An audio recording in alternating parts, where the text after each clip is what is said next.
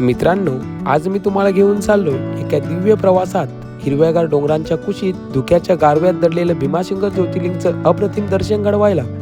सकाळी रविवारी आम्ही गणपती बाप्पाला नारळ फोडून नांदकर गावातून निघालो. सरळ मशा या गावातील भूताची वाडी पार करत जेव्हा हिरव्यागार डोंगरांवर ट्रेकिंग सुरू केली तेव्हा अंगावर रोमांच उभे राहिले. धुक्यामध्ये दडलेली डोंगररांग आणि निसर्गाचा स्वर्गीय नजारा मन अक्षरशः आनंदाने भारावून गेलं. 4 ते 5 तासांच्या ट्रेकनंतर आम्ही पोहोचलो भीमाशंकरच्या दैवी ज्योतिर्लिंगच्या पायथ्याशी. मंदिराजवळ एका छोट्याशा मंदिरात विश्रांती घेतली आणि मग रात्री 12:30 वाजून दर्शनाच्या रांगेत उभे राहिलो. शेवटी सकाळी 5 वाजता मंदिर उघडलं आणि 6 वाजता मिळालं ते भीमाशंकर ज्योतिर्लिंगचं मनभावन दर्शन. असा अविस्मरणीय अनुभव तुमच्यासाठी घेऊन आलोय.